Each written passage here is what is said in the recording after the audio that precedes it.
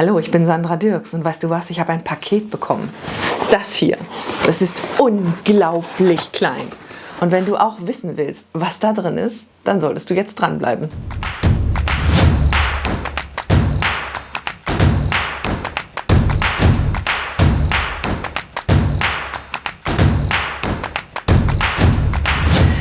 Dieses Paket ist so winzig. Schön, dass du dran geblieben bist und wir werden jetzt gemeinsam entdecken, was da drin ist.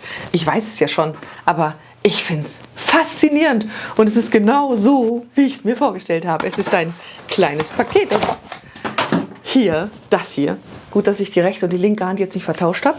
Das hier ist eine IPEVO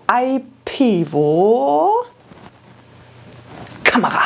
Eine Dokumentenkamera. Nicht, dass ich schon eine davon hätte, aber das ist eine, die musste ich unbedingt haben. IPEVO DoCam oder DoCam für Dokumente. Es ist ein kleiner Karton. Ich liebe kleine Dinge. Und weißt du warum?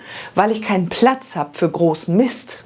Und deshalb finde ich es so toll, dass diese Kamera sich hier komplett in diesem Karton befindet. So, warte, lass mich das eben ausmessen. Wie groß ist die genau? Kann ich dir sagen. Pass auf, hier.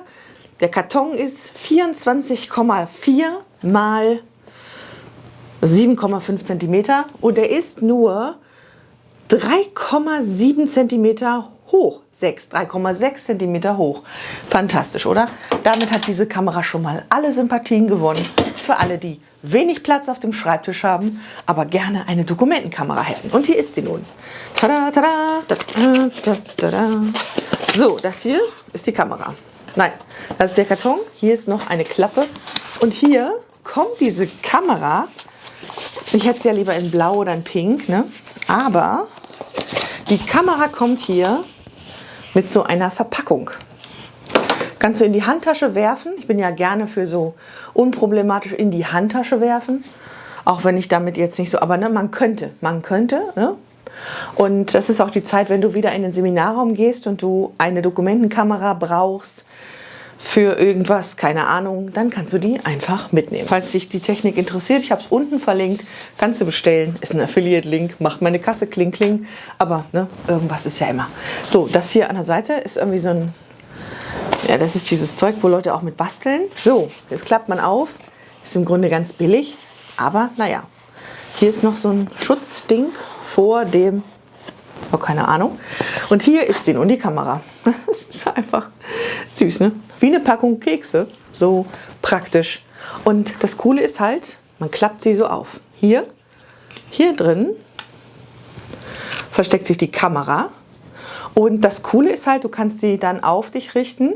Das habe ich jetzt natürlich nicht gemacht, das müssen wir gleich mal testen. Oder auf die andere Seite. Also sprich, du kannst sie unten auf die Dokumente richten.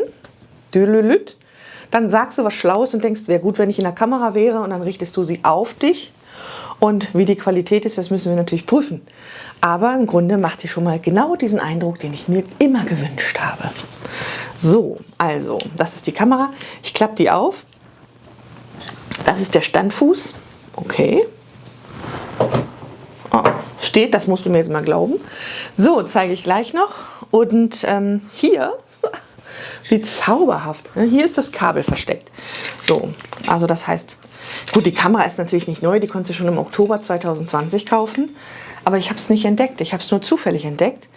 Danke Cordula, dass du mich gefragt hast, was ich für eine Kamera habe. Und beim Recherchieren habe ich dann halt die gefunden. Also mein Danke an Cordula Hornig. Ja, vielen Dank für deine E-Mail.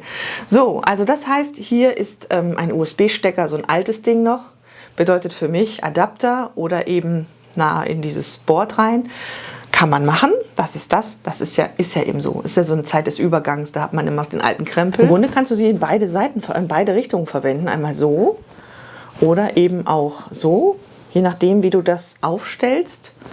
Ich würde mal sagen, ich würde mich so entscheiden. Was du nicht machen kannst, ist, dass du sie so drehst. Also das ist ein bisschen unflexibel, das ist bei der anderen natürlich besser. Aber hör mal, dafür kannst du die in deine Tasche werfen. Die ist für DIN A4 und wir müssen testen, ob sie auch für DIN A3 gut ist. Ich bin nicht sicher, ob das so passt, aber wir probieren das einfach mal aus.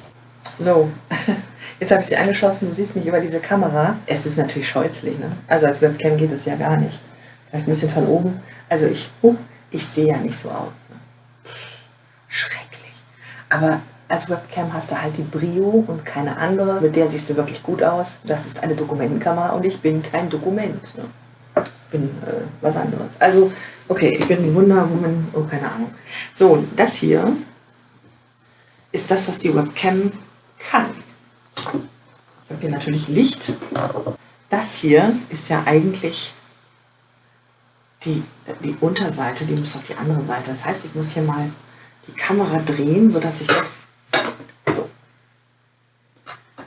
so, jetzt habe ich sie so aufgestellt, dass sie auf das Dokument zeigt. Jetzt steht sie genauso wie die andere Kamera auch immer stand. Das bedeutet, ich muss die Kamera andersrum hinstellen, als ich es gewohnt bin.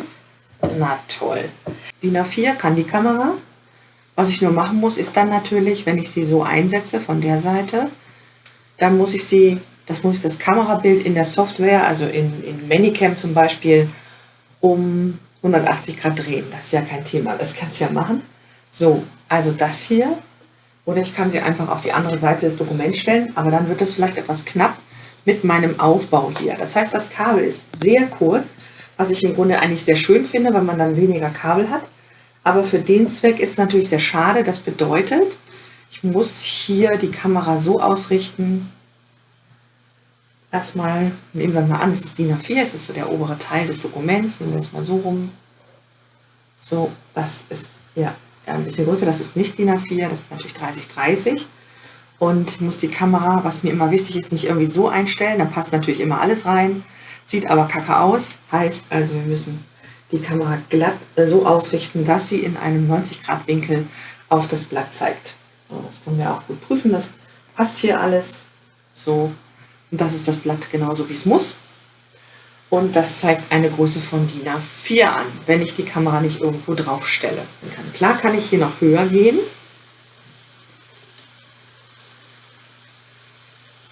Und dann auch wirklich alles in dieses so. Habe ich ein bisschen mehr davon, muss aber immer sehen, dass ich das hier nicht unbedingt sehe. Vielleicht kann ich das unter das Dokument schieben.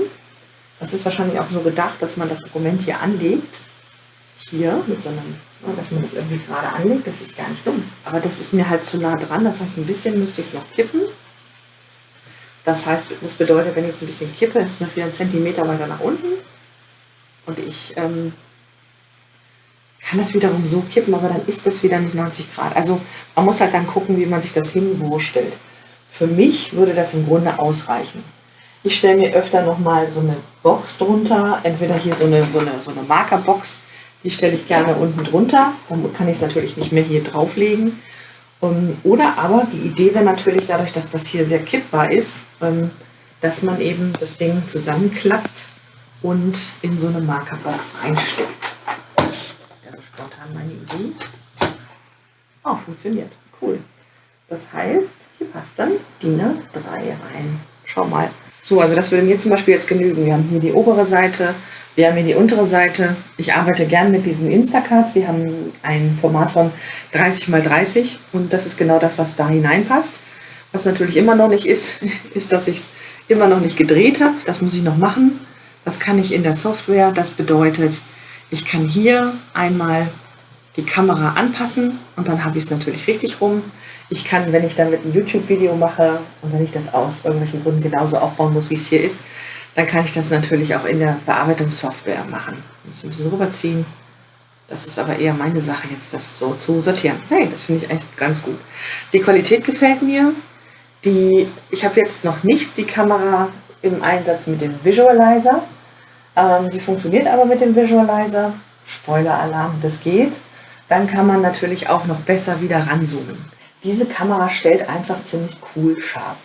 Und wenn man sie mit dem Visualizer verbindet, kann man sie natürlich noch ganz anders steuern. Hier ist sie jetzt in Manicam angeschlossen, um einfach gleich ein Video draus zu machen. Aber es ist sehr gut, schaut mal hier, wie schnell die sich findet und wie schnell die sich wieder einstellt. Also mir gefällt sie, preislich liegt sie natürlich mittlerweile zwischen dem, was ich ursprünglich mal für die iPevo bezahlt habe, nämlich 119 €. Und der Preis, der jetzt für die Kamera aufgerufen wird, nämlich 179 €.